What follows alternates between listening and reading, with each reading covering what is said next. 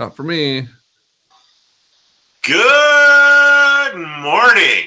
It's Sunday and we're right on time. It's 8:30-ish.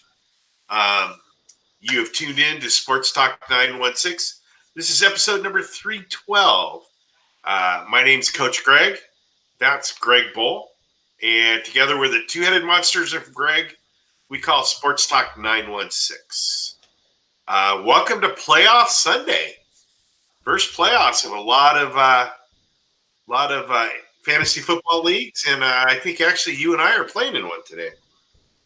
Yeah, we're playing in one, and then I have a bye week in our league because I'm fucking terrible in that one. What? So do I. I'm the first seed. Yeah, I'm the last seed, so I got a bye. So I have a bye, which I don't like. I'm not sure I like the bye. I would rather play. So McCaffrey is downgraded to doubtful, not out yet, but we'll just go ahead and say he's out. Well, which is great for you because I'm playing you in the league that I have McCaffrey in. On Fantasy Football Now, they just showed a graphic and he said he's out. Oh well, that's all right. Mike Davis is going to run down your throat, so I'm not worried about it. Episode 312. I feel like we've been doing this fucking forever. Yeah, we have. Little bit to talk about today. We can jump around a little bit around different factions of sport. Quick note: next Saturday, I don't know if they're still doing it or not. It might not be completely accurate, but the Sacramento women's football team, the Sirens, were supposed to be holding a open tryout next Saturday at Curtis Park. Not sure COVID's regulations are going to allow them to do that, but keep an eye on it if you're interested in possibly playing some professional women's football. Are we coming back? If they come back, we can come back. Cool. Which would be kind of fun. But yeah, so we're going to jump just straight right. We'll get into fantasy football a little bit later. We'll jump into things. I wanted to start off first with a little bit of baseball talk before we get into Kings, just because and we'll get into Kings fans or as James likes to call them, Seahawk 2.0 fans. But winter meetings kicked off last week virtually for Major League Baseball, which essentially kicks off the signing period for players in Major League Baseball. And nothing's happening. There's been a couple of trades. There's been a couple of signings here and there, but Major League Baseball is doing a huge disservice to their teams and their free agents because they haven't decided yet on rules for 2021.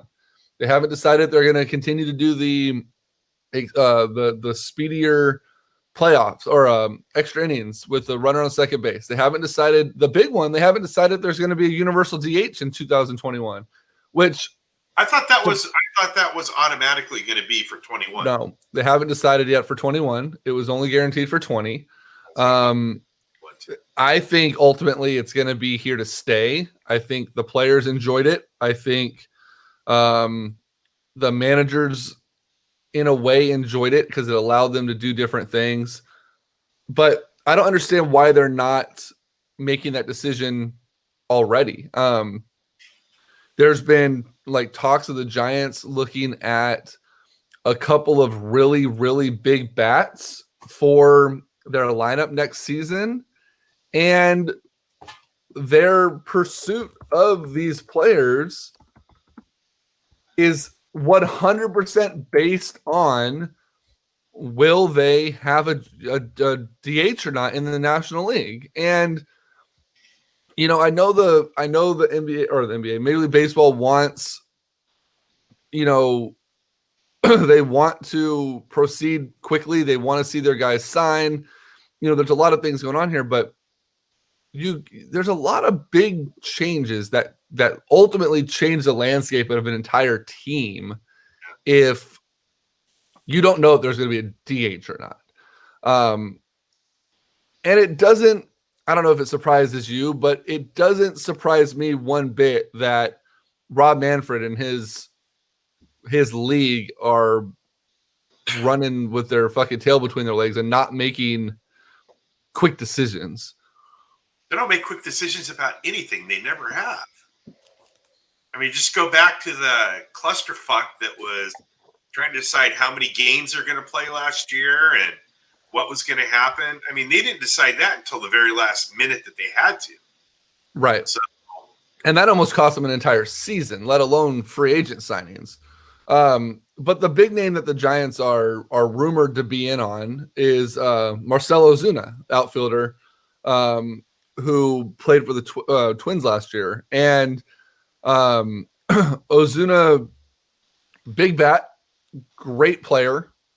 But last year he basically played DH the entire year. He didn't, play a lot of in the field. He didn't do a lot of outfield work. And I guess the consensus is, you take a full year off of working on your craft in the outfield and then go and play in, AT&T Park or Oracle Park, whatever the hell it's called now, might be a deal breaker. So the Giants have been rumored to be the front runner. Ozuna apparently is very open to the Giants, and they aren't going to pull the trigger until they know about the DH. Ozuna would be a big haul for San Francisco. I think it would be a great move for them. But, do you do it if there's not a universal DH? I mean, do you risk a player? Do you risk it? I mean, I think you have to. I mean, from everything that I've heard, I think the free agent market has opened up to the Giants this year because I think with the changes they made in the park, not necessarily bringing the fences in, but closing off that right. And I'm sorry, Ozuna played for the Braves last year, not the Twins. Yeah. Thank you, James. By closing off that right field patio or whatever it was that was holding balls up in the sky so that nobody could hit it out. The ball was jumping out of AT&T last year. So I think there's a lot of guys that last year and in previous years wouldn't even think about coming to the Giants. Now I think are open to playing. And so I think it's going to open up the free agent market for some big names. And, the Giants have the money to spend. I think I think last year was a decent year for some of those guys that have been having trouble. Yeah. So, sign a couple of sticks that can put it out of the park, and maybe the Giants are back. Although they don't have. So let me ask you this. And I was trying to get someone to join us here because he's pretty keen on this. But there's apparently some rumors that the Philadelphia Phillies are looking to clean house on a couple players. I think you're calling who I think you're calling. Yeah, I'm trying to get a hold of Sean Selby of Corner Pub Sports because they're pretty high on this. But apparently Zach Wheeler is looking to be moved by Philly. Not sure the reasoning behind it. Obviously, it would be interesting if the Giants, were somehow to come back into play for the player that they got rid of in 2015 for Carlos Beltran. But the big one, and I think they'd be stupid for getting rid of Zach Wheeler. Let's be real on that. But the big one is that DJ Realmuto is a free agent right now. They're catcher. And the Phillies are obviously, they're going to look to re-sign him. But should they not, it may open up another one of their players' trade demands. And rumor has it that Bryce Harper has basically given an ultimatum to the Phillies. It's you either sign DJ Realmuto or you lose us both. Wow. And it got me thinking, you mentioned that the Giants are wide open in the books. They can spend the money. They have the money to do so. What if the Giants became trade partners with Philly to bring Bryce Harper to San Francisco? Wow. They were the runner up for Harper when he signed with Philly. He wanted to play for Philly, and ultimately the reason that he didn't was because of the taxes and such that was going to cost the Giants to have to sign him to upwards of like a $360 million contract. He signed for $330 in Philly, But there was rumors that the Giants would have needed to be like 360 to 375 for the money to match. If you could go in now, and if he wants out of Philly, and let's be real, he didn't have – shut up, Oscar. He didn't have the season that they were hoping for, last 2 seasons that they were hoping for. What if the Giants make a deal? That's basically getting the player you were going to spend a bunch more for $60 million discount. It's 2 years less than what it was going to be when you signed him. To paraphrase Oscar, he would look great in black and orange. He would, and that's where he wanted to be ultimately. I mean, as good as the Dodgers would be with Harper, I think that the Dodgers ultimately would destroy themselves financially if they brought on that contract to go with Betts, to go with every other player they have. Like, if there's a team that would do it, it'd probably be them because it's the fucking Dodgers. But I don't think even the Dodgers, with their deep pockets and their freedom to spend money, I don't think there's any chance in hell that they would make a deal like that, because that would handcuff them forever. But if they do, just fucking hand over all the trophies. Like, there's not even a point. Like, you could save so much money by not having to play a season. If the Dodgers were to grab him, but would that be something that you would entertain? And then, I wonder what it would cost to have to, if he's demanding a trade, then, obviously his value as far as it goes down, and you basically just try to find someone willing to get rid of most of that contract. But do you give up a lot for him? Like, do you make a deal that leverages your future for him? Is he still that player that you kind of give up the farm for? I mean, if they don't sign Real Muto, or however you say his name, do you throw Bart in there as trade bait? No. I mean, no. Joey Bart doesn't get touched. Who else do the Giants have that Philly would be interested in except Bart? I mean, I don't think in Major League Baseball you typically see a lot of you see a lot more prospects. You see a lot more. Well, I'm not saying player for player, because that's definitely Philly's not going to go for that. Right, but I'm saying that you don't give up top players on your roster in Major League Baseball quite a bit for trades. I mean, yeah, it happens a little bit, but if he's demanding a trade out, I think that drops their ask. I mean, I think at that point, if they're trying to get rid of Wheeler, they're not re-signing Real Muto, and that causes them to lose Harper, you're looking at salary reasons. You're not looking at potential player acquisition. Wheeler's making a good amount of money. Harper obviously is making a fortune. Real Muto would demand a fortune. They could go out and sign anybody they want at that point without any type of repercussion. Like, they would basically have an open checkbook. Trade Buster. I don't think Buster has anything left for trade value. Panda's with the Braves, so it's kind of hard to trade him. I don't think the Braves would be in for that. And Lucille's untouchable. I'm sorry. It's not going to happen. Where does the Giants farm system sit? The Giants farm is getting deep. I mean, that's one big thing that Farhan has done the last 2 years. And I think that's why this year, Ozuna, other big name pitchers that they've talked about, including what's his name from Chicago, Lester, has been on the Giants list. That would be a mistake. I'm not for that pickup. Yeah, I'm not a big fan of that one either. But the Giants farm is getting deeper. They re-signed, the Giants re-signed a couple little things here. They signed re-signed Darren Ruff. They signed the backup catcher that we just had last season. I'm drawing a blank. I just read it too, and I can't remember what the fuck his name is. Chadwick Trump. They re-signed Trump, who, I liked him last year backing up Bart. So I mean, there's other moves. The Giants have signed a lot of minor league players already this offseason. if you follow along on our website at sportstalk916.com, Addison has been all over the prospect signings. In fact, I give him credit because he's been breaking stories on our website hours, like 2 hours before I get CSN alerts or before, Major League Baseball is announcing signings. I don't know where he's getting his information from or where he's finding it, but he's been pulling information quick. So hold on, I'm grabbing my coffee.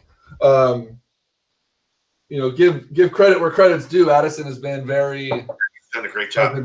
Very, admirable in what he's been doing for us. And it'll be interesting. I would like to see Major League Baseball come up and make decisions on the rules so that we know what the hell's going on. Oscar, yeah, we have a website.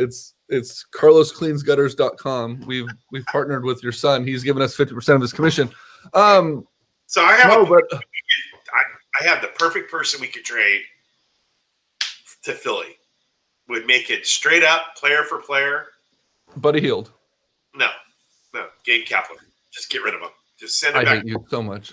Kapler's going to win Manager of the Year next year, and you're going to have to do the show naked. That's going to be your punishment. Actually, that'll be all of our punishment. I take that back. If Gabe Kapler wins Manager of the Year and the Giants make the playoffs next year, that's my never-ending love for Gabe Kapler on the air. I think if Gabe Kapler wins Manager of the Year and that happens, James Hines takes your seat on the show. Fuck. Again, that's a punishment for all of us. So, do you really want that? Greg Oscar says that Carlos wants to partner up with you and your homes when you sell them. That you'll have a contracted gutter cleaner. Dude, let's talk. I like that. It's a great idea. And when I get my realtor license, then Oscar I'll cut you a better rate than what Greg does. But yeah, I don't. And Josh Zimmerman asked a great question, and this is kind of where I was headed with it. Do you blow that up for a player that, in all reality, isn't as good as his contract? And that's talking about Bryce Harper. I mean, I think this has kind of like a double-edged sword, right? Is he as good as his contract? Yes. Has he played up to that contract? Absolutely not. So, I wonder if it's, a mental thing. He just didn't really want to be in Philly, but they offered him the most amount of money, so he took it, and he's kind of dreading it. All the reports, including his wife, said he wanted to go to San Francisco. So is it a mental thing? And if that's the case, can he grow up enough to fix that? Because that's a huge issue. Like with me, especially, like you're a professional baseball player. Your job is to play where you are signed. And it was your choice to go there. Yeah, you could have went somewhere else for less money if that's really where you wanted to be. Yeah. But do you blow up the farm for a guy like Bryce Harper? Who by the way, you would have for 11 more years. Yeah, I mean, boy, that's a great question. I don't know. I mean, if you can play the what if game. What if I told you you'd get better production than Philly got? I mean, obviously those things change, but I mean, if you're going to get 40 home runs and 120 RBIs every year, yeah, I'll take that. I mean, you'll get that for probably 6 or 7 years, and then it'll start dropping off. But I don't know, man.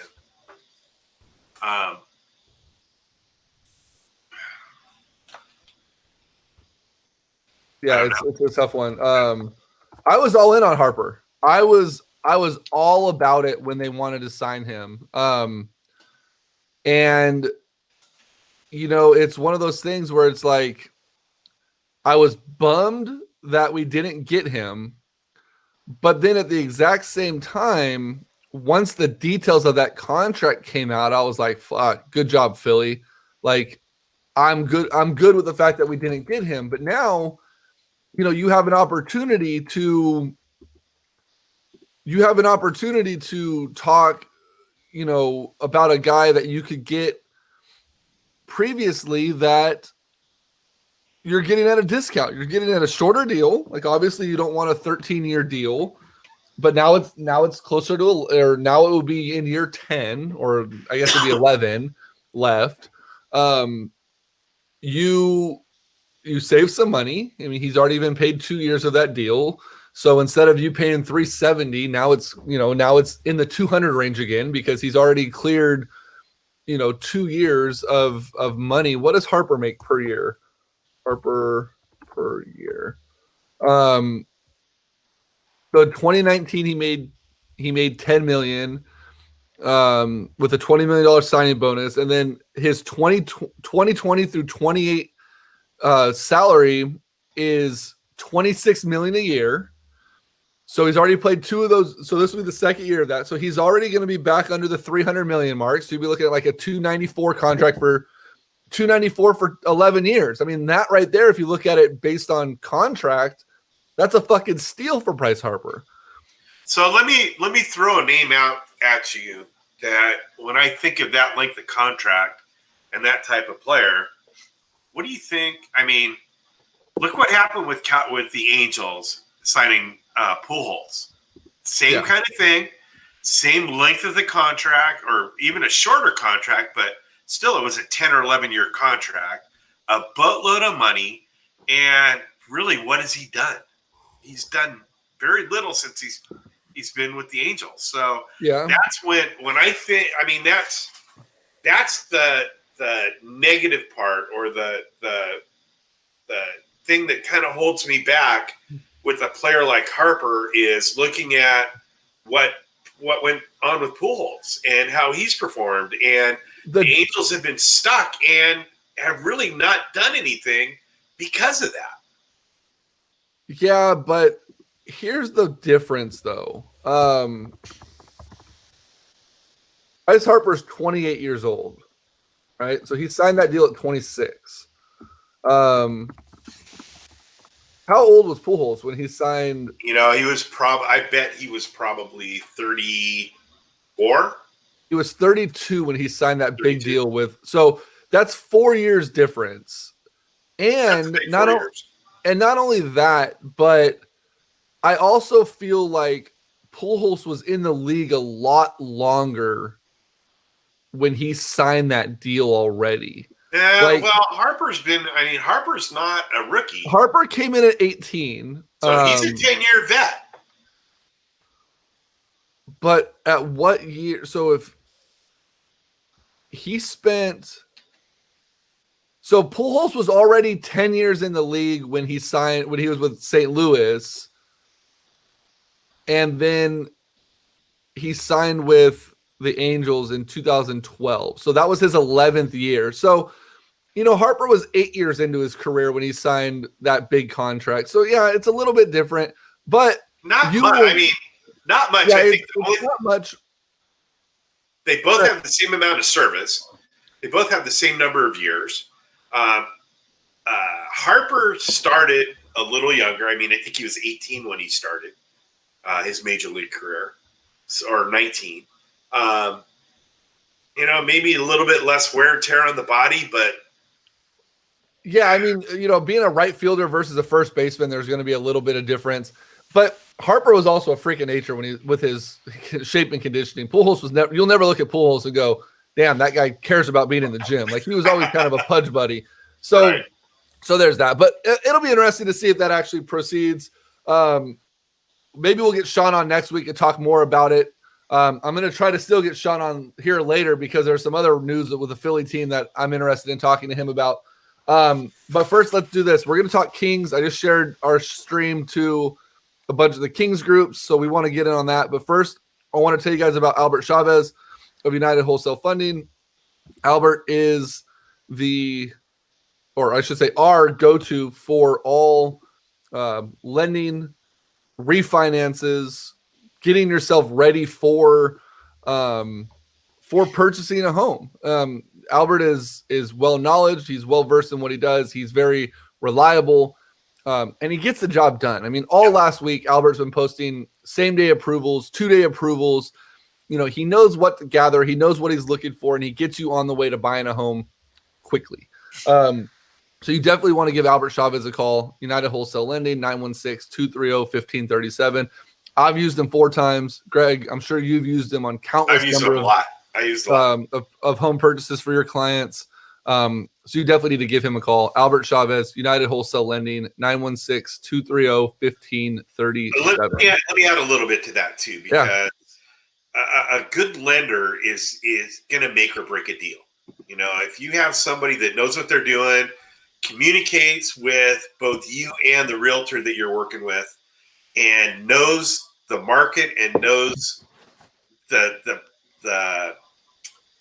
programs that he offers, it can make or break a deal. And I've never had Albert lose a deal because of something that he did or didn't do. He knows his stuff. He gets stuff done. If he says he's going to do something, he does it. And, I use him a lot. There's a couple of big teams in our office that use him almost exclusively. You can't go wrong using Albert. I highly recommend talking to him. And that's the first step. If you're thinking about buying a house, that's the first thing you have to do is talk to somebody who knows what they're doing. And Albert is that guy. Perfect. So again, Albert Chavez, United Wholesale Lending, 916-230-1537. Let's talk Kings. Kings had their first preseason game last Friday night, or I should say on Friday night. They went up to Portland. No Hassan Whiteside. No Marvin Bagley. But they still, I don't want to say they put on a good show because, the score wasn't indicative of, I don't think the score wasn't very indicative of what the play was. And it's the first preseason game. It's the first preseason game. First preseason game after not even 2 full weeks of play, or of practice, I should say. But, there was some things that I liked. Like, we'll start off with the positives. I think Halliburton, our number 12 pick, is going to fit in nicely with this squad. I do too. You could tell he's got a good basketball IQ. You could tell that he wants to play. He wants to get better. I love the quote they asked. I said, "Hey, how did you know who to pass the ball to?" And he said, "Well, I played 2K before I got to practice, and I know who could shoot and who can't." I thought that was awesome. But he didn't look worried. He didn't look, timid. There were a couple of moments where you could tell that, he was a rookie. But overall, I think he's going to fit in nicely. I thought that Buddy Hield, more than anything, his defense and his lateral movements and the focus that he put in on, getting over screens and switching with players and getting back on D in his rotations. I felt that Buddy Hield showed something that we haven't seen in the entire time he's been here on defense. And while it is still one preseason game, I felt that was extremely promising in the fact that we haven't seen that. That was nice. The one thing I liked about what Buddy did, or what they're doing, hopefully he buys into it, is not having him be forced to be a ball handler. And somebody in one of the groups, and I forget who it is, somebody that posts a lot, has been pushing for him to be that Klay Thompson player. That's been me. I've been saying that. Somebody else said that too, though. Well, they're copying me. He needs to be a pick. He needs to be a pick and pop. He needs to be that guy that runs around off the ball. Yep. Finds his spots and catches and shoots. There's not, I would say, outside of Klay Thompson and probably Steph Curry, maybe a younger Kyle Korver, a JJ Redick, there's not a better catch and shoot guy in this league. Buddy Hield's right up there at the top of it. And if he can maximize that, defenses wouldn't have a shot. Yeah. So, and then Oscar just said he felt like Halliburton was a little bit, a little bit timid. There were moments, as the game went along. I wonder if that has to do with being a bit starstruck, because when he first came in, the Blazers were running their bench unit, right? CJ McCollum wasn't on the court. Dame wasn't on the court. Carmelo was out there, but Melo's a little bit older now. But I think we graduated from high school the same year. It's crazy. But I just think that Halliburton came in when it was like the backups, and he was cool. And then once I noticed that, I think it was James just said Halliburton did pick up his dribble several times and almost got trapped. I noticed that when the first time I noticed that was when he was being guarded by Lillard. It was almost like Lillard switched and picked him up, and he was like, "Oh fuck," and like picked his ball up like out of like, "Oh my god, I'm being guarded by Damian Lillard." Yeah, and I don't think it was as much that as the difference in speed. I mean, he's had 4 days worth of NBA practice, and I think as horrible as the announcers were, I think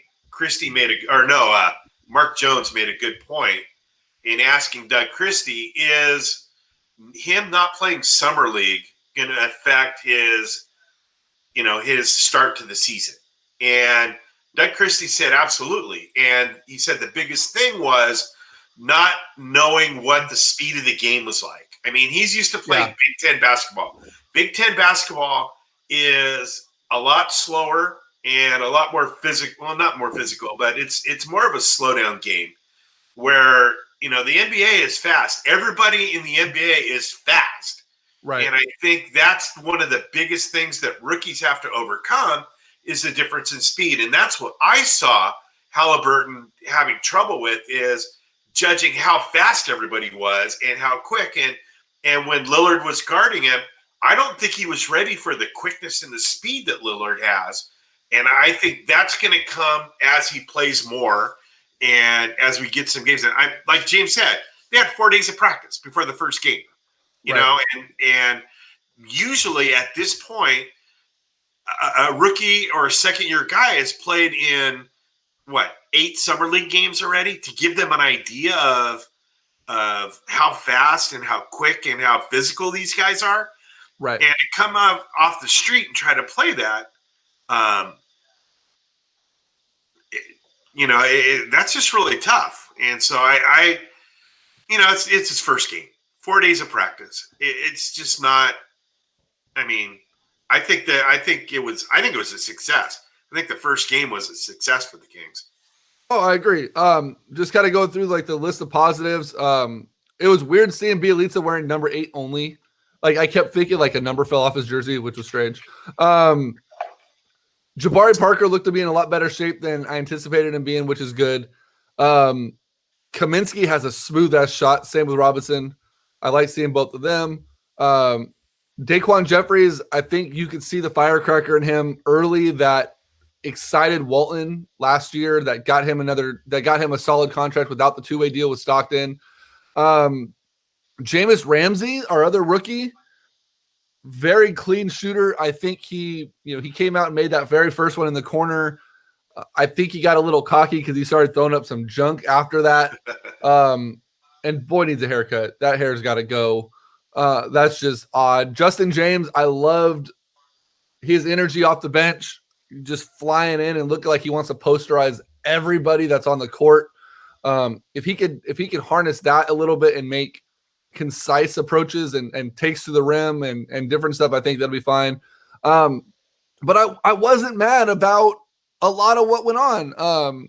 Fox clearly needs to work on his shot in game situations. They talked a lot about Fox's, goal is to have a better shot, so he's an all-around player. And it reminded me so much of all the talk about Nick Stauskas when we first drafted Stauskas. Oh, he made 55 threes in a row. He does this. Well, that was all in his backyard. Like, yeah, Fox improved his jump shot. Fox did this, did that. But all of that was in individual workouts and stuff like that over the summer. Or I guess over this like small break. I keep calling it summer, but whatever you want to call it.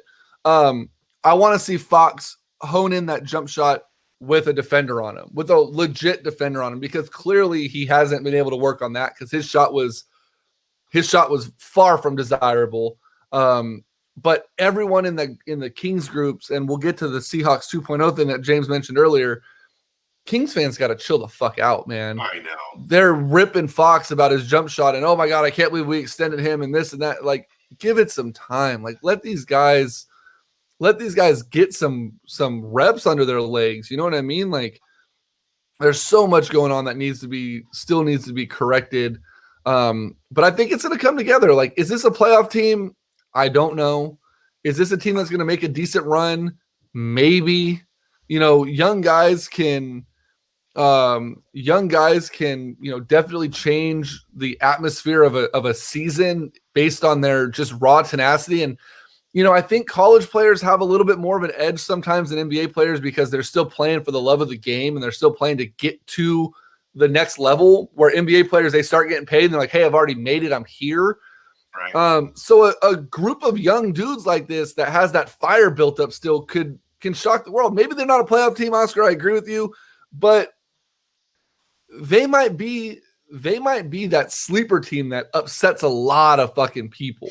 I just want to see entertaining games this year. I want to see them in the games. I don't want to see a lot of blowouts. I don't want to see, you know, playing crappy one-on-one, dribble, shoot basketball. I want to see good, exciting basketball.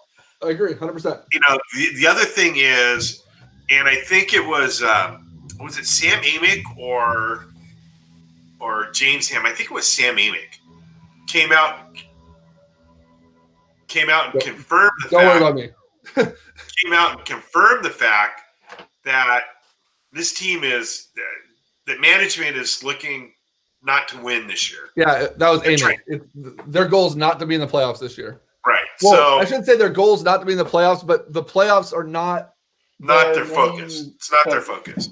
And so, you know, I can see some early success. I wouldn't be surprised if they got off to a decent start and we're in the 6th, 7th, and 8th seed fight, and then later in the season have some major trades and kind of trade away those guys that are a little older, have bigger contracts, that will allow for them to play some of the younger guys and get them some experience so that they can kind of get some money off the books and get ready for next year. The draft next year is good, and the free agent market is going to be good too.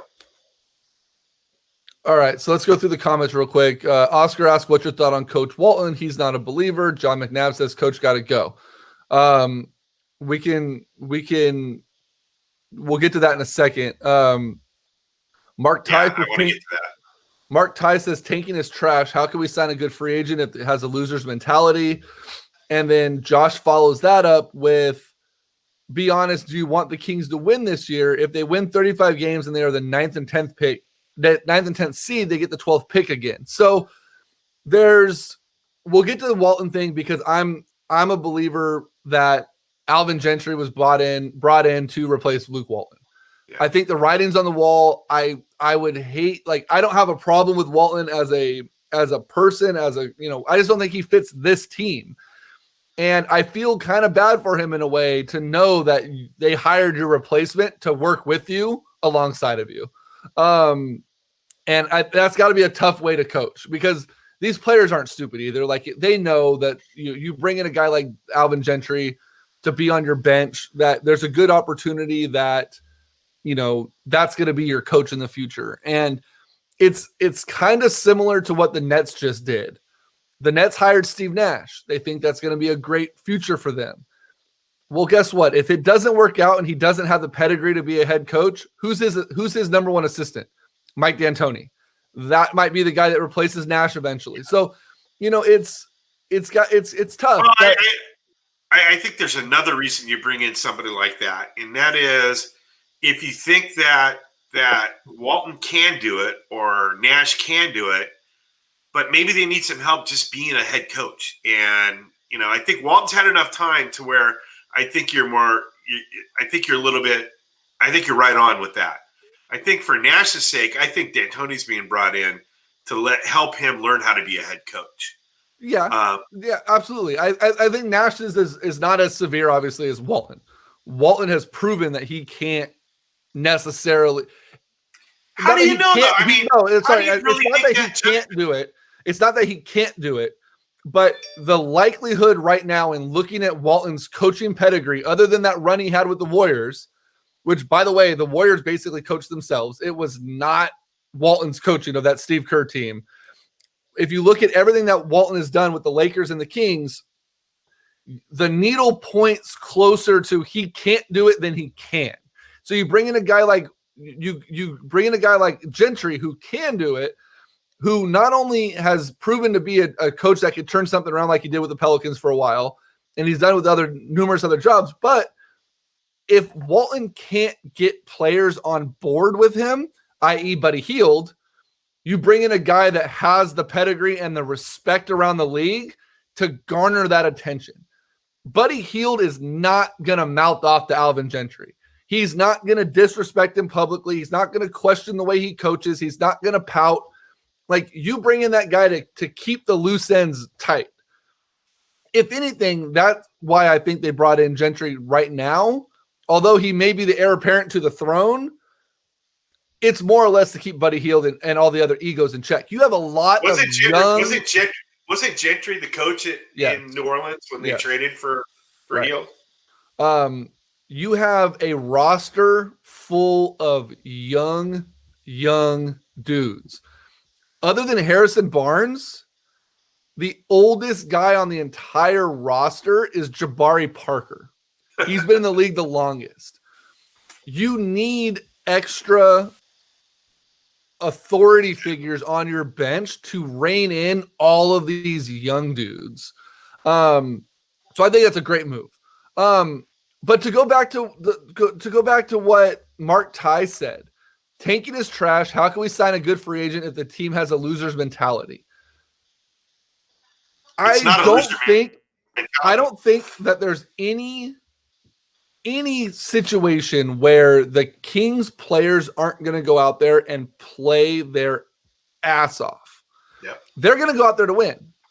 The question is there enough talent on this roster yet to be a playoff team? And that's to be determined. I mean, they could shock the world. We don't know that, right? But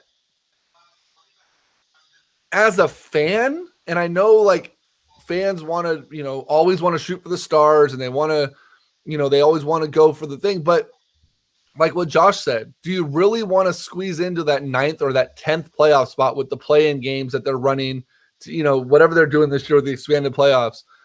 Do you want to do that and be ousted in the first round by the Lakers or the Warriors or whoever it might be and fall back into the end of the lottery or outside of the lottery in what ultimately could be like one of the deepest drafts? Yeah.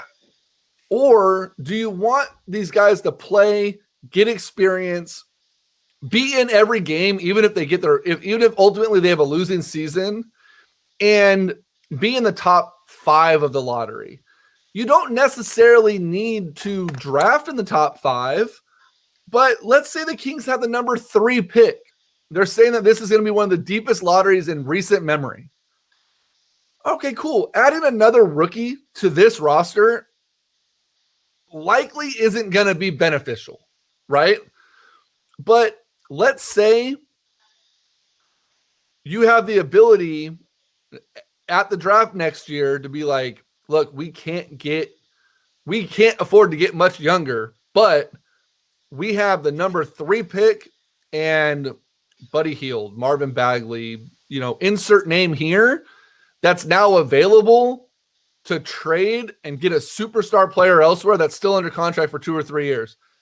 Now your whole roster's changed. Now you have one of those big free agent stars that you can't bring in as a free agent because no one wants to play in Sacramento, but now you bring him in via trade, a la Chris Webber, right? Webber was like, fuck that, I'm not going. Well, you trade him here. Now the whole makeup of your team has changed. Other players are going to look and be like, oh, well, fuck, they traded for, I don't know, give me a name. It's obviously not going to be like, Giannis or any of those guys, but let's say you trade for, I'm drawing a blank on someone that might be available. Let's just say Kawhi Leonard, because he just popped in my head for some reason. Let's say the Kings trade for a Kawhi Leonard style player, right? Right. Now other guys that are free agents are going to be like, fuck, I'll go play with Kawhi in Sacramento. Let's see what we can do. They got Fox, they got Halliburton, they got this guy and this guy and this guy. Now it's a winning team. Like that's what happened. That's what happened back in the day is they signed Vlade and then they traded for Weber, and Weber's dad talked Weber into coming in and doing what he had to do. And then Doug Christie came in. And then, Doug Christie came in. Bobby Jackson came in. Hito Turkoglu was drafted. Peja finally showed up from Europe. Like, all of these different things. Then you trade for Mike Bibby. Fuck Mike Bibby. And then, and then he re-signs. Like, all you need is that first domino. So it's not necessarily a loser's mentality. And, we don't want him to tank. But like John just said, I think James just said it. This could be the last top 5 pick for a long time. Yeah. You got to start hitting home runs with the second rounders. Do something that can build this roster up to where you're like, fuck, the Kings aren't a basement dweller anymore. Yeah, maybe we have one more losing season. We have 10 less games to make the playoffs. The Kings struggled to win 40 games in an 82-game season. Now it's a 72-game season. There's going to be a lot more back-to-backs this year. There's going to be a lot more home-and-home series. There's going to be a lot more stuff that they typically don't do to consolidate this season. There's going to be COVID looming over everybody's head. They're expanding the roster to 15 players that are able to dress. You might not even be in contention given all the other outstanding circumstances that could happen. I would much rather, as a fan, and I'll probably get shit for this, I would much rather see a team be entertaining to where I tune into every game and I want to watch the team play and grow, and still, at least in this year, still be in lottery contention, as long as they're not rolling over and just getting their asses kicked. If we end up in the bottom, we end up in the bottom. I'm not going to be upset about it. But I don't want to see a ninth spot get destroyed in the playoffs and then end up in the middle of the fucking first round with no power to bring anybody else in. So someone mentioned, earlier in one of the groups, like, well, what if they make the playoffs? If we're going to make the playoffs, I need to see a 5th or a 6th seed playoff team. I need to see a team that wins, that's in the mix, and has a chance. If you give me an option of like 5th or 6th seed or one of the worst teams in the league, I'll take 5th or 6th. But if you tell me that playoff spot is 7, 8, 9 with a play-in game or bottom of the league for a draft spot, I'm probably going to lead toward get me in the bottom of the draft or top of the draft with an exciting roster, just because that makes the future that much brighter.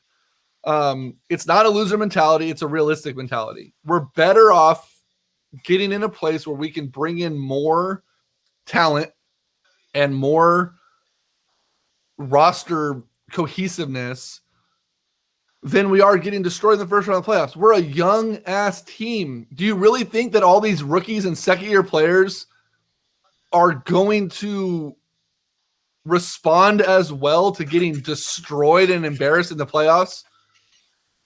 I mean, that could be detrimental as well. We don't know. Like, a lot of veterans don't cope well with losing in the playoffs. You think a bunch of first-year players or second-year players are gonna bounce back and be like, "Oh, we're gonna go get them next year"? No, they're gonna be like, "Fuck, that sucked." Right. You got to think about it that way. Like, it's all a mentality thing at this point. So I just looked up the NBA trade deadline, and my guess is that if we're in a position of 8th or 7th or 7th through 10th, when the deadline comes up in March, I can see a bunch of trades going on. If we're in the 5th or 6th, I can see some trades, but I think it's going to be the other way. Let's be buyers and bringing in somebody if they can. I think that you come to March 25th and we're in 8th or 9th place, I think you're looking at some major house cleaning. Some of these contracts that we have that can clear money off the books and put us in a position to get into the lottery, get a good spot in the lottery, and then either use that for a top 2 or 3 player, or use it as trade capital and bring somebody in like Greg was talking about earlier. I just think that's the way it's going. I don't think I think this general manager and this administration, I think they get it, and I think they understand what they're doing. Obviously, they have a plan. You can see what they're doing. Just look at, we scratched our heads going, they're bringing everybody in on 1-year contracts. They're not going after anybody. Or they're not bringing anybody in at all. Then all of a sudden it was like 1-year deal, 1-year deal, 1-year deal, 1-year deals. And you're like, oh, right. All right. Okay, so that's the plan. So I can see them taking a wait and see attitude and let them go for 3 months and just say, okay, go, do what you can do. Let's see what happens. And if for some magic reason, this team gels and takes off and everybody plays great, and on March 20th, we're in the 5th spot. Okay, let's go out and get one more piece. If we're in the 9th or 10th spot on March 20th, look out, because anybody except for Fox and Halliburton are fair game to go. And unless Bagley's playing out of his mind, obviously. Right. But so answer this then, Greg. I want you to respond to what KC said. It's better to miss the playoffs than lose in the first round. Come on now. That was a follow-up to, he says, I disagree. Making the playoffs at all is huge for the appearance of this franchise if we want to ever get a good players in free agency. Nope. I disagree. I disagree with you 100%. I think the players are more sophisticated than that. For fans, yes. But for players, they're going to see what's going on. And they're going to see, okay, they're not making the playoffs, but God, Halliburton would be fun to play with. And Fox is going to be fun to play with. And, Bagley, let's say Bagley's healthy, and let's say he's starting to live up to his potential, that he's not our Greg Oden. Players are going to see that, and they're going to go, there's 3 guys on that team with less than 5 years experience, and I want to play with them because they're good. So that's what you're going to see. For a fan, Casey, I agree with you 100%. Fans don't see that. But I think players do. And I think that I think they're going to see a GM that's got a plan, who's got experience, who has a track record of being successful and knowing how to put together a team. I don't think playoffs are anything that we need to judge this team by. This team is playoffs are whatever. I think, for fans, again, okay. But for the team and building the team, going to the playoffs isn't going to be the be-all, end-all of success for this team. And I think to add on to that too, like the Kings set themselves up next season and forward to have money to spend. Free agents, let's be real, unless you're a superstar that's buddied up with someone that wants to go and play with with another superstar somewhere else, a la LeBron in Miami with Wade and Bosh, money's going to be what talks. And the Kings finally have themselves not only in a position to get money or to give money, but they have a general manager that clearly can talk his way into a deal. There's no way that Vlade convinces Whiteside, Robinson, Kaminsky, any of those guys that we signed. There's no way Vlade convinces those guys to come in here on a 1-year minimum deal. Whiteside would have got 3 years, $30 million from Vlade. If he could convince these guys, and I'm not saying that these guys turn down $5 million offers elsewhere, but he convinced these guys to come in here and play on those minimum deals when they easily could have been like, oh, fuck, the Kings are only offering me a year, like a minimum. I'm going to go call the Clippers. I'm going to go call, I'm going to wait for the Clippers to call, the Raptors to call, the Lakers to call. If those teams are going to give me that same minimum deal, I'm going to go there. Fuck Sacramento. But he was able to get those guys in here to do that and see what happens. So if he's able to do that, what leads you to think that he won't be able to sway We're not going to get an A-plus talent. I don't care if the Kings make a run and take the second seed this year. Sacramento's not likely to land an A-plus talent anywhere in free agency.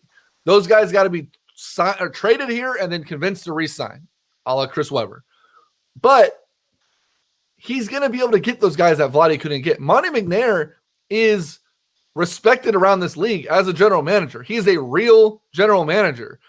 And for 4 years, all we ever saw, in Vlade we trust, in Vlade we trust. And you kept giving him the fucking benefit of the doubt.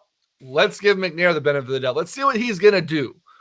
Mark says Kings will not make the playoffs, but at least gives the fans something to root for. That's exactly what I was saying. Yeah. If the Kings aren't going to make the playoffs, but they can put, and Oscar said it too, but they can put an exciting roster on the court that's in every single game and gives me something to tune into, let's go. I'm down. I disagree with the comment that Mark just made. Giles was not the future. We're going to get into Giles here in a second. Yeah, he was part of it, but he's not the future. What are the chances of the Kings bringing back Giles next summer? If Giles balls out of control, I mean, I think it's going to be Portland or elsewhere. I mean, I don't know that if McNair could have signed him this year to a league minimum, he would have done it. I don't think it was a let him walk and then see what he can do and then let's bring him back. Like if he felt that he was part of the future, then he was part of the future. He would have been here. I'm not upset about him leaving either. And I'm going to get into him here in a minute because I have some issues with the way that the game went down with him yesterday or on Friday. James says, plus Stack has all their future draft capital. How many future firsts did Vlade trade? Hopefully the scouting department can evaluate talent. Yeah, Vlade hurt the draft capital for a while. McNair brought a lot of it back in. Depends on what our Greg Oden does. That's Marvin Bagley. Bagley spent the whole offseason, besides making his rap album, he spent the whole offseason getting better. He said he started from the ground up. He started working on his leg health, his feet health, and worked his way up. That's huge. I was pleasantly surprised with the approach that Marvin Bagley said he took in this offseason to better himself, and I'm all for it. That's why I'm glad that McNair picked up that last year option on Bagley. After this season, let's see what you can do. Let's see what you can do this year and next year. And if you live up to the second round pick or number 2 overall pick, let's go. Or 3 overall pick, whatever he was. Let's fucking do it. You know what I mean? Like, let's see what you can do for us. But hypothetically, if we do all right, we offer to Giannis and he accepts your reaction. If the King, listen. It's not going to happen. If the Kings somehow land Giannis, I don't know, dude. I don't know. I can't even fathom what I would do to respond to that. Hope Kings took Shiloh's shenanigans personal and want to see them take it to him tonight. Yeah, we're gonna get into his shenanigans right now. Harry Giles had a big game. He looked good,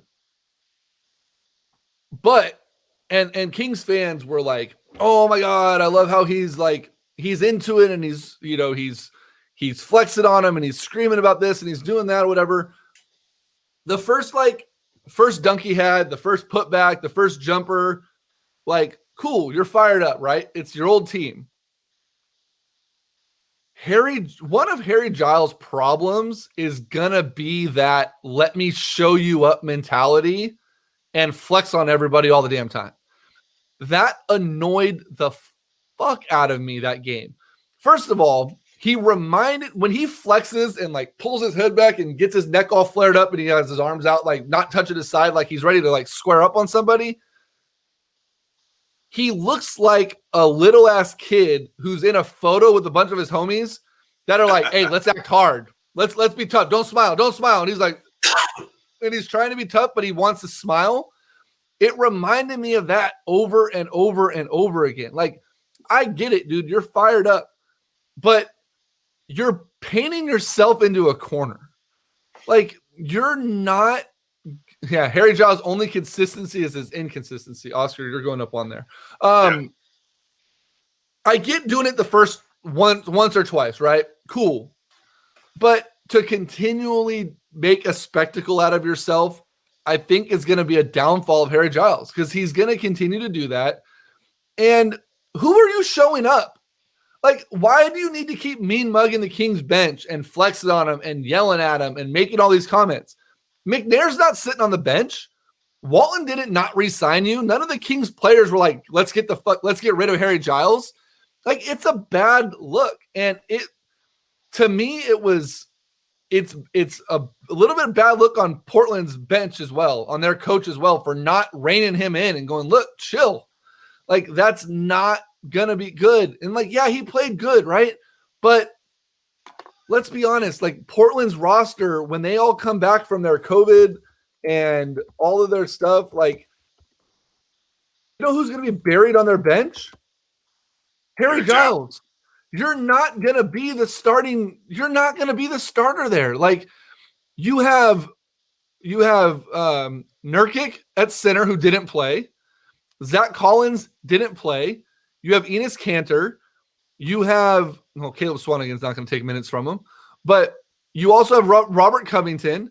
Like, you're not gonna be the guy that's getting minutes. Like, when those guys come back, I'm sorry, but you're gonna be just like the Kings. You're gonna get swing minutes. And like Sean says, above all else, it was preseason. It was the first preseason game. Like, I'm happy for Harry Giles. You got your contract elsewhere. You get a chance to play. But, dude, you made a fool out of yourself the way that you were acting, and it's not a good look. Yeah. And Kings fans were fucking all up in arms. Look what the Kings gave up. Look what they did. It's unbelievable they gave up someone with that kind of passion. See you later. I'd be embarrassed as hell if he was on the court doing that constantly. In the first preseason game. I mean, that's in the first preseason game against. Now, if he does it in game 20 of the regular season and the Kings in Portland are fighting for, the 5th or 6th spot in the West, you mug all you want. Who gives a fuck? If you have a putback dunk over Bagley that wins the game at the buzzer, yeah, dude, you could fucking paint a picture on the court. I'll be happy as hell for you. But know your audience, know the circumstance. Yeah, like, dude, come on. Like, you stole the ball from Kyle Guy and dunked it one-handed. By the way, that was a travel.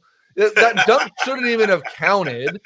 And then you're going to turn and fucking flex on the roster. No one on that roster had any decision for you to leave. It was a business decision, just like Mark just said. And the guy that didn't extend you and didn't give you the right quality offer is, watching laughing up to the bench somewhere. Yeah, and counting his money. He's trying to count his money. Yeah, so like, I like Harry Giles. I have nothing bad to say about the dude, but like, just know what you're doing, please. Yeah. Like, the Kings play tonight against Portland again in Moda Center. I would love to see. And let's be real. Like, what do you think? What do you think? We'll get to that in a second, Josh. Oscar, I want to ask you this. And Sean, I'm going to send you a link here in a minute because when we talk Niners, I need to get you on. We're running out. It's 9:45 too, by the way. I know. What do you think about? What do you think the odds are? Like, on a scale of like 1 to 5, 5 being the most likely that Harry Giles has a ghost game tonight. 4.9. Yeah, right. I agree. Real quick, I'm going to give you the floor. Do your thing. And I'm going to get Sean Selby on because we're going to talk Niners and a little bit about the Eagles as well. Okay. So looking to buy or sell. I've been saying this for the last 6 months. It's a great time to sell. There's no inventory on the market. Supply and demand says that you're going to get multiple offers. You're going to get a quick sale. We're going to market it right. We're going to do everything right to get you the most money, the least amount of time with the least amount of hassle. If you're thinking about it, I've had 3 clients now in the last week talk to me about moving out of California. I got 2 moving to Idaho. I have 1 looking, I think he's moving to Florida. He was job hunting in Florida last week. So people are actually moving out of California. I had somebody from out of state text me and ask me if that's, people are talking about it and if it's true. And I said, absolutely. So if you're one of those people that hate what's going on here in Sacramento, if you hate what's going on in California as a whole and want to move, now's a great time to do it. Nobody knows what's going to happen after the first of the year. We don't know what's going to happen to interest rates. We don't know what Biden's going to do in terms of capital gains taxes. There's a lot of stuff that we just don't know. So let's get your house on the market now. Let's get it sold quickly, and let's get you out of here before the change that's going to happen. He's already made promises that it's going to happen before it does happen. So let's get you on the market. Give me a call, 916-223-6688. We can do everything remotely. I can show you what I can do to sell your house via Zoom or whatever. So give me a call. Let's talk about this. I'd love to help you out. I'd love to get you out of California. Cool. All right. So real quick to answer Josh, what do we think about Mark Jones with Doug Christie? Not a huge fan of it. It'll probably grow on me. I didn't really like the flow of the game. I didn't either. All right. So Sean Selby, Corner Pub Sports out of Philly. What up, buddy? Dude. Yo, guys, what's going on, man? Nothing much, man. So we want to switch gears. We're going to talk. We wanted to have you on earlier about the Harper and Wheeler rumors, and if it's real mutual or bust for Harper. We could get into that another time. But I want to talk first about your Eagles. Jalen Hurts taking over, looking like it might be the starter the rest of the year. What are your thoughts on that? So I'm guessing this is not just big news here in Philly, but across the NFL and everywhere. It's been a nightmare here in Philly because people have been against Wentz since the Foles thing, and obviously Foles winning the Super Bowl and all that stuff, and all of a sudden half the fan base turns against Wentz. And everyone knew what the situation was. Wentz was the franchise quarterback here in this town. He gets hurt. Foles is almost like a rental. I hate to say it, but he was. Then he was signed for one more year for $20 million, which means that they weren't keeping him past that year. Everyone knew that. But yet still, he got a Super Bowl. Wentz didn't win one, and Wentz struggles because he was hurt, and then he ends up fracturing his back. And last year he has a complete season. He has an enormous, a fantastic stretch at the end of the season last year. His numbers at the end of the year looked great. So people are starting to feel good about him again. He was healthy all year last year until that dirty hit by Clowney in the playoffs. And now you got this year where there's no excuse for it. He deserved to be benched. I am a Wentz guy. He deserves to be benched. He looked like absolute dog shit. One of the worst quarterback performances I've ever seen throughout a season in this town, at least. And that's saying a lot because we've had guys like, Rodney Pete and Bobby Hoying here. So you're talking to a team that had JT O'Sullivan and Gio Carmazzi. So we feel you. Hey, Sean, let me ask you a quick question about that, though. Do you think that now, obviously, his entire performance isn't somebody else's fault? I mean, he's got to own up to, not having confidence in his game, not playing well. But how much of Wentz's performance this year can you attribute to really not having anybody around him? He's got no weapons at all. What's up, TJ? I see TJ saying hi. What's up, brother? Absolutely. It's not 100% on him. If anything, we've talked about it on our show, Corn Plus Sports on Friday nights. We've talked about it on our show. A lot of it is looked at Howie Roseman, the GM, because he's the one who constructed this team. He basically what he's been doing, like everyone calls him a cap genius, right? A salary cap genius, because he signs these guys, somehow finagles away. All he's doing is kicking money down the road, backloading these contracts. Well, next year, a lot of that kicks up because now they're going to be $80 million over the cap next year. Wow. It's insane. Yeah. And he did this and he kept signing these older players like Deshaun Jackson and guys like that. Jason Peters brought him back. It's been an absolute disaster. The offensive line is just an absolute shit show. I mean, there's no other way about it. It's horrible. I mean, even with Hurts, maybe you'll see it today. Hurts will kind of roll out a little bit more than Wentz should have. I don't know how many of them are going to be design plays. Wentz deserved to have more rollout plays called for him, and it just wasn't the case. So we'll see what happens with that. But the line is just they're just a turnstile. So there's there's a receiver core that's just not established. I mean, Alshon Jeffries, he runs like he's in mud. and he's getting playing time over Travis Fulgham, who was actually having a good month there, and then he stopped looking at him. Ertz doesn't seem like he wants to play this year. Goddard's been banged up. I mean, they've both been banged up. Ertz and Goddard have been both banged up, but either one of them are really doing what they were doing previously. It's just a compounding issue. I think the locker room's a mess here. So there's a lot of other things going on. The game plans have been horrible. I mentioned about the rolling out. Yeah. Yeah. So there's been mention that the Eagles head coaching job could become a vacancy next year. Which sounds like that could be right on par with what you just said. But you mentioned the potentially $80 million over the cap. I don't know if you saw what Chris Sims was talking about on CBS Sports yesterday or 2 days ago.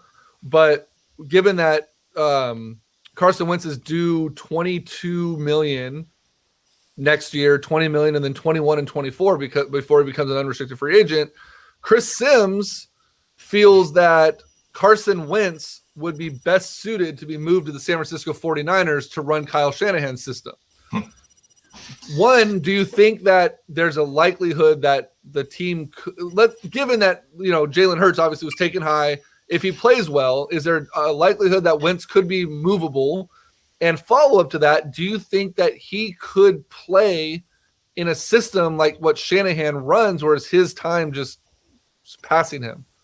Yeah, so James Hines said the same thing. Like Wentz misses Frank Reich, he gets moved to Indy. So there's a lot of talk this week about him getting moved. The thing is, that contract it's a big contract, and $128 million. I think 100 of it's guaranteed, something insane like that. So that in itself is going to make him difficult to move. The second thing is, there's a report that came out today that the Eagles are not going to move on from Wentz. That they're just looking at this as a bad year, bad scheme, just 2020, right? Hashtag 2020 everything. I don't think that Wentz is a guy who completely just lost it this offseason. The guy was playing at a pretty decent level. He wasn't as great as he was in 2017, MVP level. He would have been MVP if he didn't get hurt. But 18 he was banged up. Like I said earlier, 2019 he actually had a pretty decent year with what he had to play with. He had to play with a bunch of practice squad guys. He made Greg Ward a starting receiver in the NFL, which is crazy. So he's done a lot. I just don't think he lost it. So to answer your last question there, do you think this is it? I don't. I think Wentz does need a new. If it's not here, if they don't change the coaching situation, then he has to get out. Because if Doug Peterson is still the one calling the plays here, they're in a lot of trouble. If they do get him an offensive coordinator here, I don't know if you guys are aware, we have like a committee here. It's the most ridiculous thing I've ever seen. There's like 6 guys. There's a passing game coordinator, running game coordinator. Like, get the fuck. The Niners have that today. I saw a thing talking about coaching vacancies and like names that might surprise people, and it's like 49ers running committee coach and receiving committee. I'm like, what? Yeah. So apparently that's not stuck to Philly's problems. It's just not working here. I mean, Peterson's stale, his play calling stale, and like James said, I think Peterson misses Frank Reich a lot more too. I mean, you see what he does in Indy. He's creative. There's no creativity here. They drafted a guy like Jalen Reagor in the first round this year for his speed. They don't use him on jet sweeps. They don't do anything with him. They don't think like what you guys do with Ayuk, right? Fantastic receiver. Actually, I think I liked Ayuk a lot when he came out. And I'm like, man, he would have been great here. And the 49ers use him as if the Eagles should be using Reagor, and they just don't. And that comes down to coaching. I think a lot of it, the majority of the problem, yes, Wentz does take blame, but the GM and the coaching has to take a fall as well. If you're going to move on from Wentz, you better be moving on from those two as well. So let me ask you this. The NFC worst, we'll call it, the NFC East is up for grabs. I mean, the Eagles were in first place with 3 wins for a minute because of their trade or their tie. Mm-hmm. Yeah. In order for Jalen Hurts to upend Carson Wentz, is it division title or bust? Is there a limit, you think, where he could play well enough to have them in the running for it at the end of the day, and maybe come up short? What does it take for Jalen Hurts to take over that job and Wentz become expendable? Because ultimately, and you'll never meet a bigger Alex Smith fan than me. I think that Washington is going to run away with that division. Alex Smith it should already have comeback player of the year. They should just fucking give him the award now before the game this week. But I think Alex Smith has revitalized his career, and he's going to ultimately take that. But what do you think it comes down to with Hurts in order to secure that job? Because they're putting a lot on this young kid, only to be like, you know what you're saying, be like, okay, it's back to Carson Wentz. Like, what is it going to take for him to have a starting job in Philly going forward? Yeah, and that's the thing. Like, there was another report this morning that Hurts is going to basically be the starter for the rest of the year, which I think is a little premature, because what if Hurts comes out and he gets shut out and he looks like dog, like he looks horrible, worse than Wentz did all year, right? So how can you say he's going to be a starter all year? What kind of message is that sending? Maybe unless they're just saying to Carson, you know what, just sit there, we're done, the season's over, just recoup and get yourself right. I don't know, but to answer your question, I guess if Hurts somehow, and I agree with you 100%, I think Alex Smith is the perfect quarterback for Washington in that situation. And I agree. I think Washington will win this division. But let's just say they don't, and the Eagles just go on this tear, and Jalen Hurts turns into Lamar Jackson, and just blows the league up. Then you're really making it tough. You're making it tough. You're making it tough to say that Wentz is not the quarterback next year.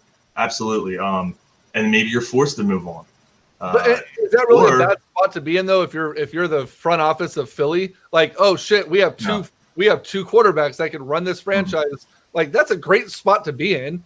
It'd be a lot worse if he shits the bed and then Wentz comes back and shits the bed, and they're like, oh fuck, now what do we do? We have two guys that can't win games. And the final week of the season, by the way, it's Washington versus Philly. So like, it could come down to, the future there in Philly, and just make sure Santa Claus doesn't show up, because you guys, well, there's no fans. He's safe. You guys will be okay. Nobody's balls. You're fine. Yeah, I mean, the thing is, like, he did provide a spark last week against Green Bay. He's playing a much better defensive team today in the Saints, and of course, a team that can also run it up against you as much as Green Bay can as well. But even with Taysom Hill as quarterback, but I just don't know. But I agree with you. Like, it's a good position for the Eagles to be in. I said to someone on Twitter today, I said, I root for the team, not for the individual players. So if this is better for the franchise, then so be it. I mean, I'm sure you guys were in the same spot years ago with Smith and Kaepernick, that whole thing. And, it was like, what's better for the team? So if Hurts plays great, but the thing is, like, we've been through this before here. Wentz looked like the second coming of, he was Ginger Jesus here. Everyone looked at him as Ginger Jesus. He's the savior. He's going to be the best quarterback this team's ever had, and so on and so forth. And now 3 years later, it's all about moving on from him. 2 years later, moving on from him. It's crazy. And just the one question. Josh said, "Who do I prefer if Doug P gets let go?" And I actually James's answer is who I would look at as Eric Bieniemy. You're going from Doug Peterson, who's also under Reed, to Eric Bieniemy. Would they go that route? I don't know, but if they were to move on, he would be my number one choice right now. I definitely want to go college, because you know how that goes. You can have Jim Harbaugh; he'll be available. Yeah. So real quick, yes or no, because you kind of missed on touching it. But if it did become a reality that Chris Sims knows what he's talking about, is Carson Wentz a guy that could run Kyle Shanahan's system? I'm sorry. Yeah, I think so. He's definitely got the athletic ability. He can.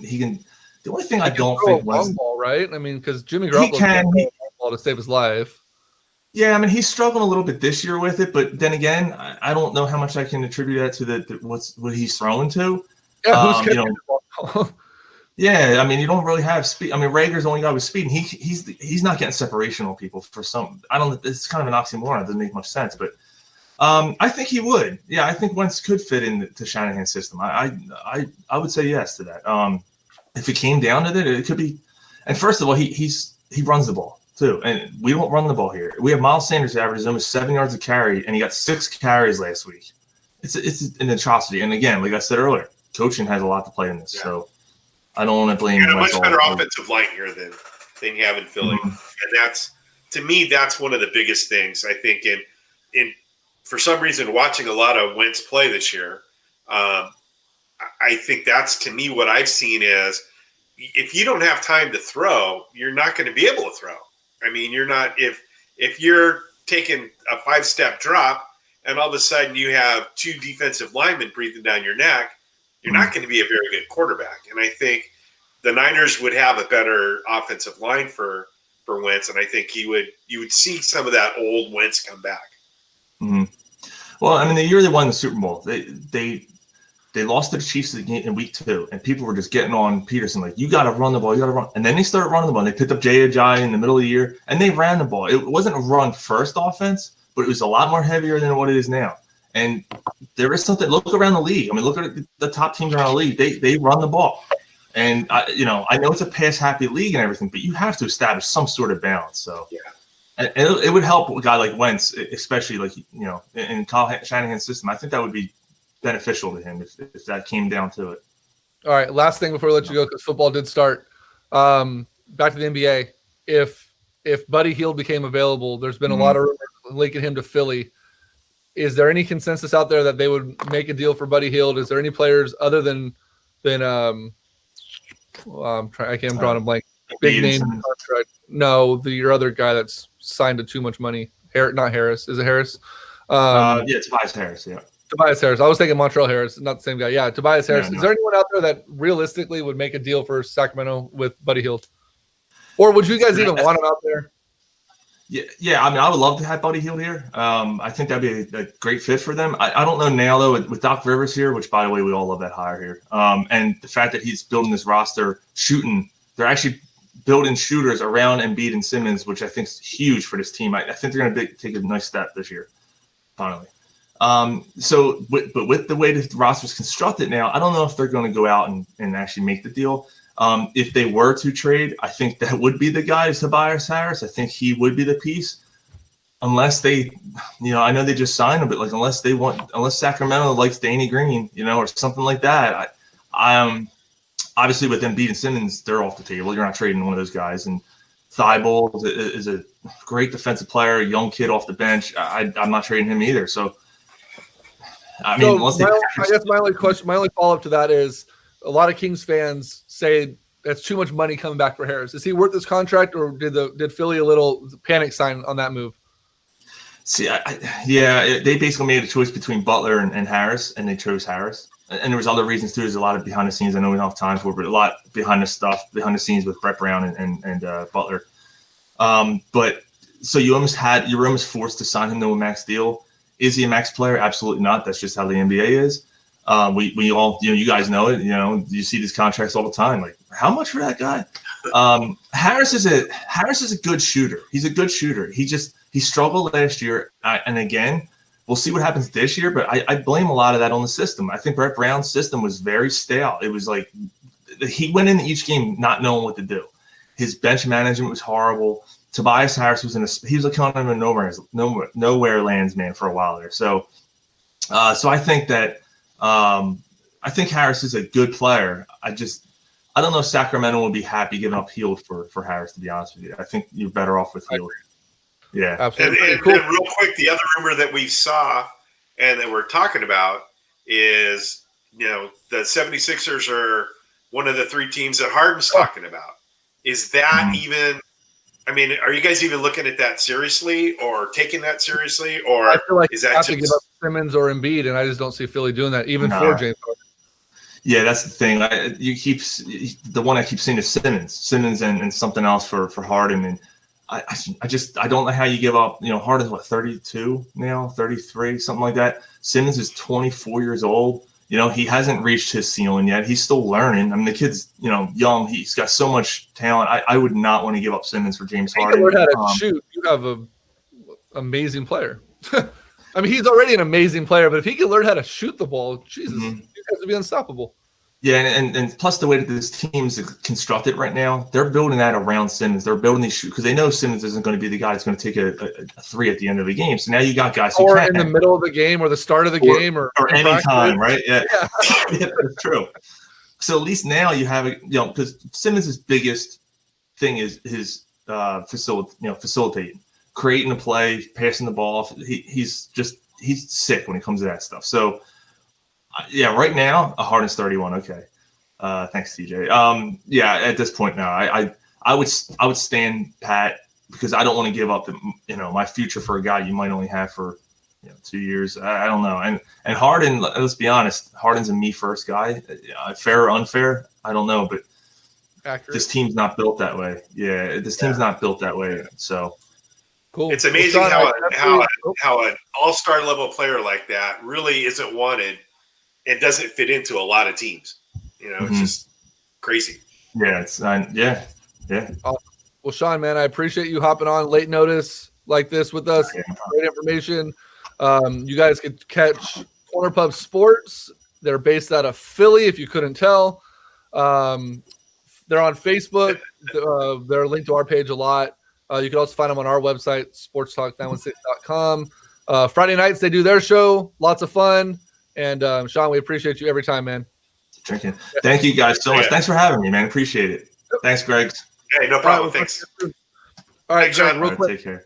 Before I don't even know how to drop them. There we go. Before we I don't know. See ya. Before we move on, we're past 10 o'clock. Let's real quick do our picks. Neither one of us have a shot at catching Morgan or Josh. They're killing it in our league. James is 4 ahead of me, 6 ahead of you. Mike jumped ahead of me by 3, 5 ahead of you. And then Bobby's nipping at your tails 2 back. So let's go through our picks real quick. It's a race for like 3rd through 5th in our league. Again, neither one of us are winning something. But real quick, so I had the Rams. I did too. Friday night or Thursday night. Texans, Bears. I have the Texans in that game. Cowboys, Bengals. I took the Cowboys. Yeah, so did I. Chiefs, Dolphins. Chiefs. It's going to be a fun game. Mahomes versus Tua should be interesting. Yeah. Cardinals, Giants. Giants have been on a roll lately.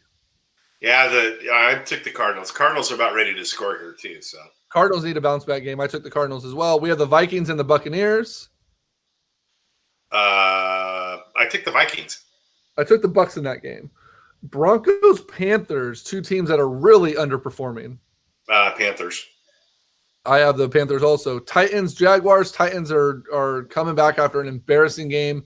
They made it close ultimately, but an embarrassing game against the Browns last week. Titans. I have them as well. Colts, Raiders. I took the Raiders. I took the Raiders also. Jets, Seahawks. What are the 2.4%? 2.1. The theme continued that 2% of people are taking the Seahawks. I have the Seahawks or the Jets. I have the Seahawks to win. Packers, Lions. Packers. Same here. Saints, Eagles. We just talked to Sean of Corner Pub. He doesn't think that they're going to have a snowball's chance in hell. No, I don't either. Saints. Chargers, Falcons. I took the Falcons. I have the Chargers in this game. I think Herbert has a bounce back game. He has to have a bounce back game because he was garbage last week. Football team versus 49ers. I took the 49ers. I'm taking the football team this week. This is the first week. The first week I've gone against our 49ers in this entire season. Steelers, Bills in Buffalo, Sunday Night Football. Steelers. I'm taking Buffalo with the upset. I know that the Steelers just lost to Washington. Josh Allen, man, is playing some great football. I don't know why I'm taking the upset here, but I'm taking the upset. And 62% of people are taking Buffalo in this league. I know. Well, the Steelers are getting Connor back. So James Conner's coming back today. So he's going to play. But the Bills' run defense has been playing great football. So, and their secondary is a lot. I mean, I've been saying for years that Buffalo's defense is well underrated. So we'll see how it is this week. And then Ravens, Browns. I'm taking the Kings. I'm taking the Browns also. So we'll see how that game goes. Sean made it mention, Jalen Hurts could come out and be Lamar Jackson. I didn't want to cut him off, but you better hope he's Lamar Jackson of last year because Lamar Jackson is not what you want Jalen Hurts to be. Awesome. So we have a couple of discrepancies this week. It should be fun. We play each other in fantasy in TJ's league. TJ, who you taking? It's a 50-50 split right now, probability-wise. I'm projected 255 or 256. You're projected 255. Oh, nice. So I benched Justin Herbert in this game. I'm playing Kyler Murray versus Pat Mahomes. Obviously, Mike Davis is playing. I got him in before McCaffrey didn't get in the game. My big pickup this week, and I think it's going to be my make or break at tight end. I picked up Rudolph last week, who shit the bed, got me no points. I went and picked up Logan Thomas of Washington. Alex Smith and him have had a great combination. We're playing him against each other and Buffalo's defense. So actually, no, I take that back. I'm not playing Buffalo's defense. I need to make a change because I picked up Seattle's defense against the Jets and I forgot to switch them. So Seattle's defense is going in, which drops my projected points. They're actually projected less than Buffalo's against Pittsburgh, but I think Seattle's defense is going to swarm all over the Jets and Sam Darnold. So TJ being the politician, I'm taking Greg. Right. Good pick, TJ. All right, cross your fingers for me that the rain stops because I want to go play some golf for a little bit. But I appreciate everyone that tuned in. Someone in one of the Kings group said he tuned in for 30 seconds, said we basically sounded like the Kings were going to lose every game this season, and he turned it off. Clearly, he didn't stick around long enough to see that we were talking about one of the comments on our section and not that we think they're going to lose. But with that being said, for Greg, I am Greg. This is episode 312. See you guys next week. Night, Larry.